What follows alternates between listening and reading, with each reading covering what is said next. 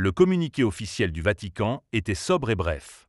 Sa sainteté était décédée des suites d'un AVC massif.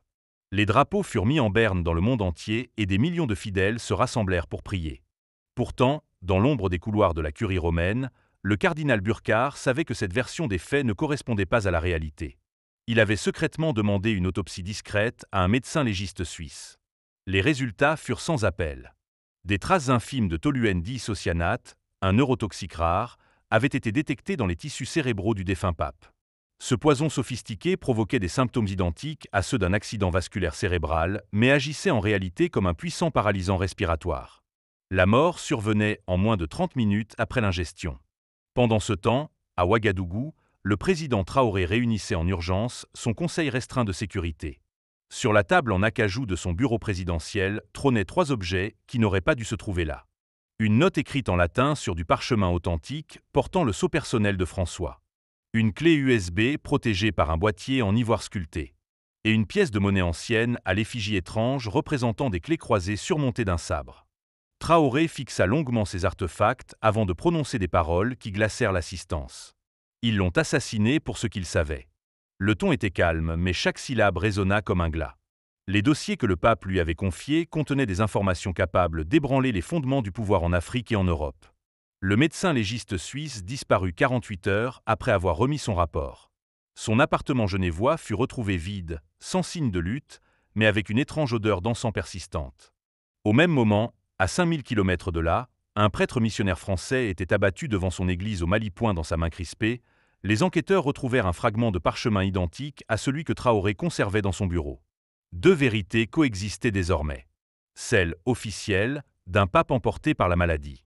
Et celle, souterraine, d'un homme éliminé pour avoir voulu dénoncer un complot bien plus vaste que ce que même Traoré n'osait imaginer. Le président du Burkina Faso savait qu'il venait d'hériter d'une guerre silencieuse dont les ramifications s'étendaient bien au-delà des frontières de son pays. Une guerre où les armes n'étaient pas des kalachnikovs mais des informations, où les soldats portaient des soutanes ou des costumes 3 pièces, et où le champ de bataille s'étendait des mines de lithium du Sahel au bureau climatisé de Bruxelles. La pièce à l'effigie des clés et du sabre brillait sous la lumière tamisée du bureau présidentiel. Traoré la fit passer entre ses doigts avec une attention particulière. Ce n'était pas une simple monnaie. C'était un passeport, un sésame, peut-être une arme. Et il était désormais le seul à savoir comment s'en servir. La clé USB en ivoire résistait à toutes les tentatives de piratage conventionnel. Ce n'est que lorsque Traoré fit appel à un ancien cryptologue formé par les services secrets français que le système de verrouillage céda. Les fichiers qui apparurent à l'écran étaient protégés par un dernier niveau de chiffrement nécessitant une phrase clé que seul le pape semblait connaître. C'est en examinant la note en latin que le président trouva l'indice. Une citation de l'Évangile selon saint Matthieu, soulignée à l'encre rouge. Traoré la saisit et la traduisit mot à mot. Les caractères s'animèrent alors sur l'écran, révélant une arborescence de dossiers classés sous le nom de code Simoun.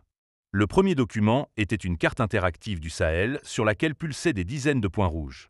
Chacun correspondait à une mine de lithium ou de terres rares, marquée du logo d'une multinationale européenne ou asiatique. Des lignes reliaient ces sites à des comptes bancaires aux Bahamas, à Chypre et au Luxembourg. L'analyse des transactions montrait des virements réguliers vers des sociétés écrans basées en Serbie et aux Émirats arabes unis.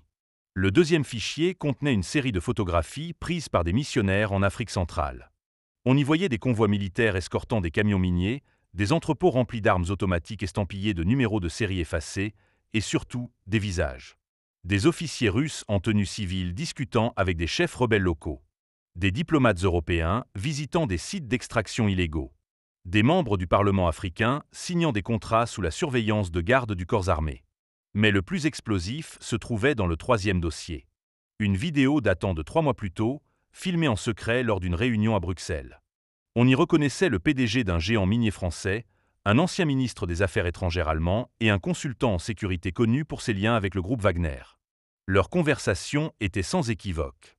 Ils parlaient ouvertement de déstabiliser les gouvernements du Sahel sous couvert de lutte contre le terrorisme, d'acheter des responsables locaux et surtout, d'éliminer les obstacles à leurs projets.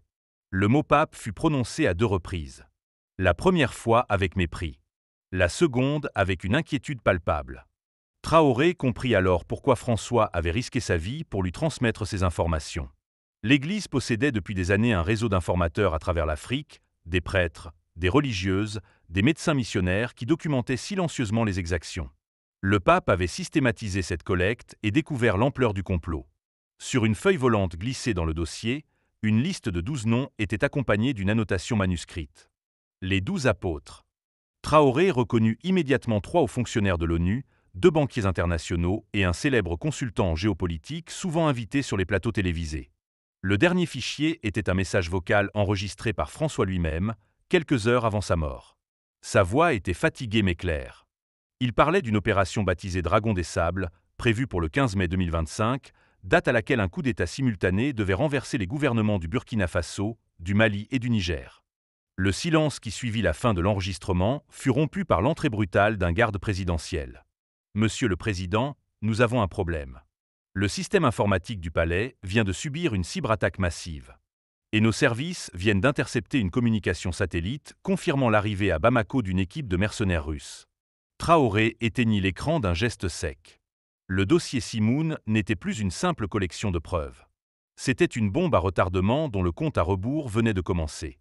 La chaleur étouffante de Dakar enveloppait Mariam Koné alors qu'elle rentrait chez elle ce soir-là. La jeune journaliste d'investigation venait de passer la journée à interroger des pêcheurs sur la disparition mystérieuse de 3 bateaux près des côtes mauritaniennes. Elle ne savait pas encore que sa vie était sur le point de basculer. En franchissant le seuil de son appartement, Mariam sentit immédiatement que quelque chose n'allait pas. L'air était trop immobile, le silence trop lourd. Sur la table de la cuisine, un paquet qu'elle ne reconnaissait pas attira son regard. Une enveloppe brune, sans adresse, simplement marquée d'un signe étrange, une croix entrelacée avec un sabre. 6 heures plus tard, les rafales d'armes automatiques déchirèrent le silence nocturne. Les balles transpercèrent les murs de l'appartement dans un vacarme assourdissant. Par miracle, Mariam, qui s'était endormie dans son bain, fut épargnée. Tremblante, elle saisit l'enveloppe qui avait échappé à l'attention des assaillants et s'enfuit par l'escalier de service. Dans un cybercafé du quartier populaire de Médina, sous la lumière blafarde d'un néon clignotant, Mariam ouvrit enfin le paquet. Ses doigts effleurèrent une photographie montrant le président Traoré en conversation intense avec le pape François. Au dos, des coordonnées GPS menant quelque part dans le désert malien. Et surtout, une clé de sûreté numérotée accompagnée d'un nom, Banque Genevoise du Commerce. 17 minutes plus tard, alors qu'elle transférait les fichiers sur une clé USB cachée dans sa coiffure tressée, son ordinateur portable se mit soudain à émettre un bip strident. Un message d'avertissement apparut, « Connexion non sécurisée détectée ». Mariam comprit qu'on avait piraté son appareil. Elle abandonna tout et se fondit dans la foule du marché nocturne. Pendant 3 jours, elle erra dans Dakar, changeant constamment de lieu, dormant dans des mosquées ou des gares routières. Des inconnus la suivaient.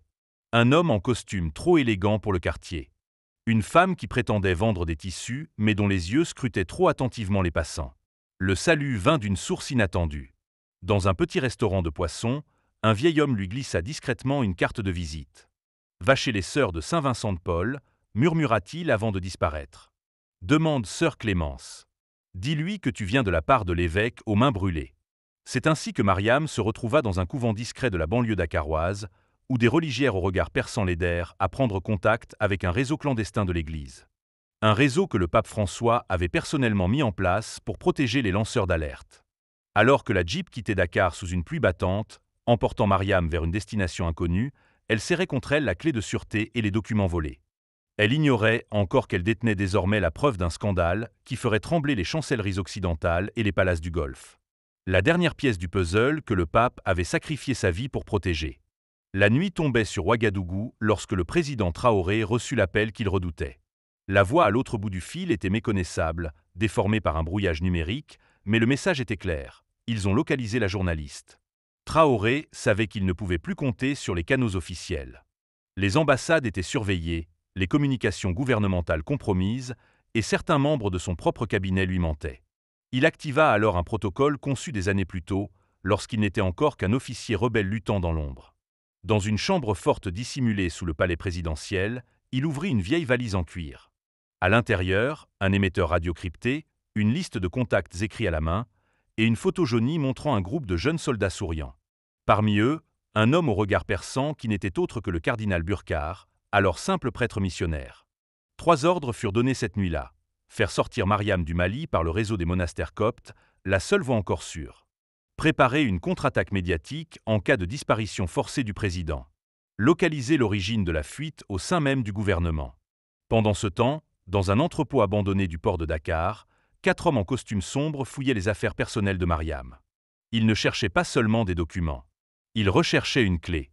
Pas celle de la banque genevoise, déjà compromise, mais une seconde clé, dont seul le pape et Traoré connaissaient l'existence.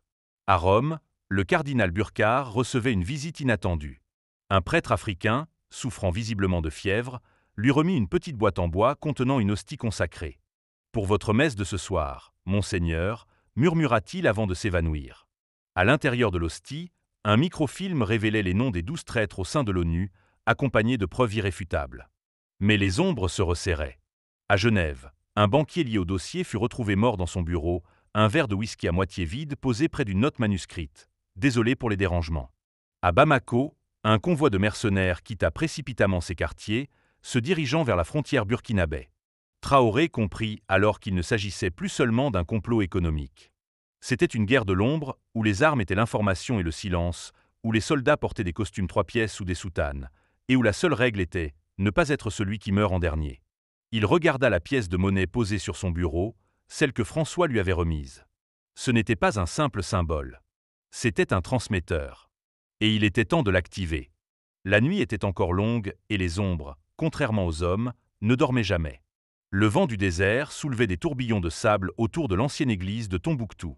À l'intérieur, dans la pénombre des murs empisés, Mariam et Traoré se tenaient devant un ordinateur portable posé sur un autel recouvert de poussière. La clé de la banque genevoise tremblait entre les doigts de la journaliste. Lorsqu'ils insérèrent la clé, l'écran s'illumina d'un message en lettres rouges « Opération Lucie ». Un compte à rebours de 60 secondes s'enclencha. Le système demandait un dernier mot de passe, une phrase que seul le pape aurait pu connaître. Traoré ferma les yeux, se remémorant sa dernière conversation avec François. Le pape lui avait parlé d'une citation de saint Augustin, murmurée dans l'oreille comme une confidence.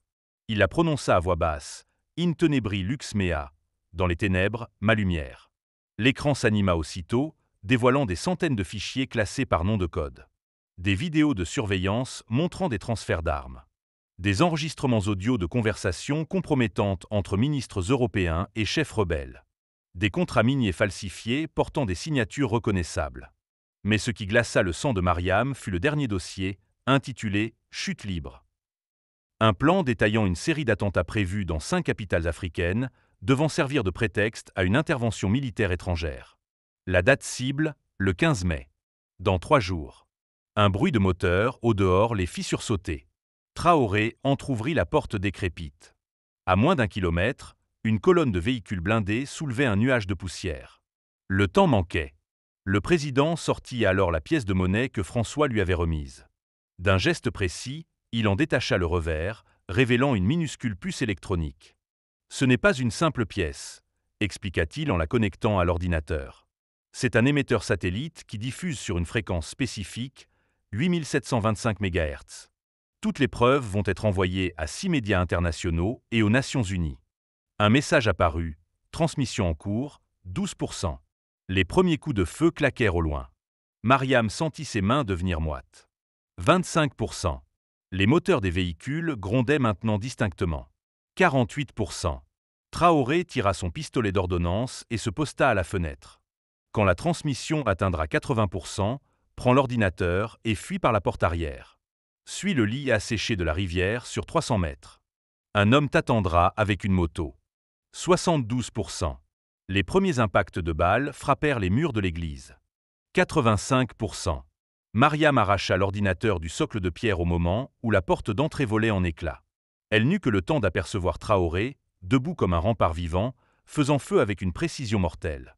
La dernière image qu'elle emporta dans sa fuite fut celle du président souriant tristement, la pièce de monnaie serrée dans sa main gauche, tandis que l'écran derrière lui affichait enfin « Transmission complète, 100%. » Dans le désert aveuglant de soleil, Mariam courut comme jamais auparavant.